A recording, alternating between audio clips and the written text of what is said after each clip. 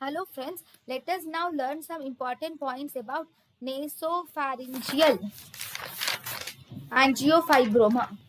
Nasopharyngeal angiofibroma. Nasopharyngeal angiofibroma is the most common benign tumor of the nasopharynx. It is the most common benign tumor of the nasopharynx. It is mainly seen in the posterior part of the nasal cavity.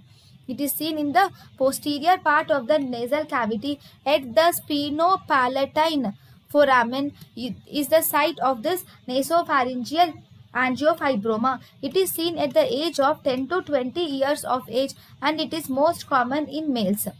Then if you see, then look, this is a locally invasive vasoformative tumors. What does vasoformative tumors involve? That means there are many blood vessels are seen in the tumor. Okay, so this is an angiofibroma, and in between the tumors you will see presence of fibrous tissue will be seen. All this will be a fibrous tissue and there will be blood vessels. That is angiofibroma. Then what is the most common blood vessel supplying this angiofibroma? It is maxillary artery. Now what about the spread? The spread mainly depends upon the tumor. Okay, clinical features. If you see, the clinical features mainly depend upon the spread of the tumor. So if you see that this is the patient, here you will have this vascular tumor. Okay, so now the spread mainly depends upon the spread. Sorry, this mainly depends upon the spread of the tumor, right? Now first, the tumor is mainly in the nasopharynx. Okay, it can spread to the nasal cavity and cause obstruction of the nose. If it spreads to the nasal cavity, number one, it can cause spontaneous, profuse and recurrent epistaxis. This epistaxis is the most common symptom. Number one, it causes spontaneous, profuse and recurrent epistaxis. Then it causes progressive upper limb unilateral. Then it causes progressive unilateral nasal obstruction, and it also causes denasal speech. Hyposmia and anosmia are also seen. This also causes broadening of the nasal bridge. That is one thing. Next, it can obstruct the eustachian tube opening, which is present here. When it obstructs the eustachian tube opening, this will lead to serous otitis media in the patient, and it can lead to conductive hearing loss. Then this is a pink purplish mass which will obstruct both the choana. Okay, this will obstruct both the choana of the nasal pharynx. Next, this can also spread to the orbit. Okay, if this spreads to the orbit, it causes diplopia, decreased vision. The patient will have proptosis and frog face deformity is seen in the patient. Okay, this is also seen. Next, there can be the tumor can spread into the swelling into the cheek, causing swelling of the cheek, or the tumor can spread into the infratemporal fossa, causing trismus and bulge on the parotid. Then the nerves which are involved are second, third, fourth, fifth and sixth nerves are mainly involved. Okay, it can also spread to the pterygopalatine fossa, and rarely it can also spread to the CNS, causing CNS manifestations. Now if you see the signs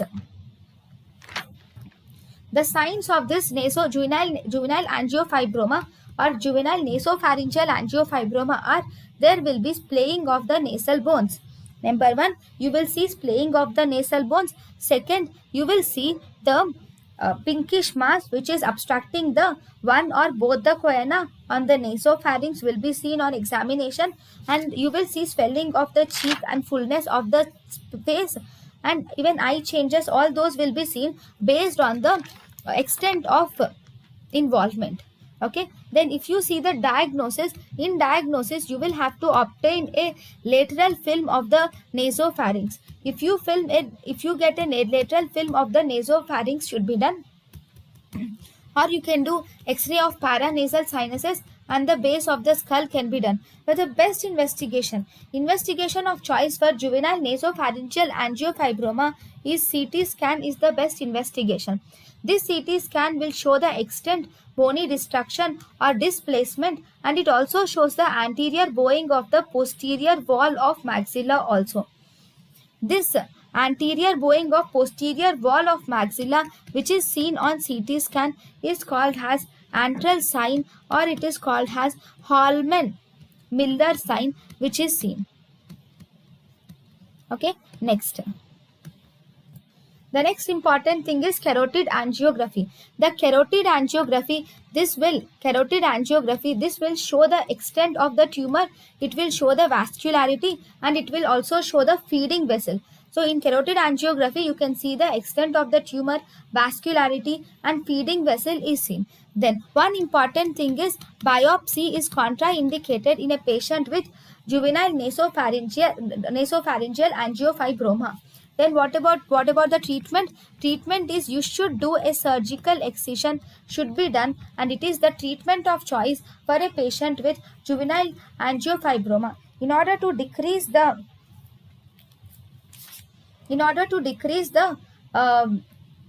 blood loss during surgery, you can also do pre-operative embolization of the maxillary artery can be done.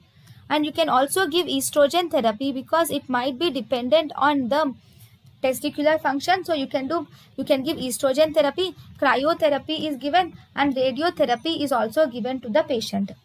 This pre-operative embolization, this will decrease the blood supply, and this will cause less blood loss if tumor removal is done within 24 to 48 hours of embolism. So you should do the tumor removal or surgical excision should be done within 24 to 48 hours of tumor excision.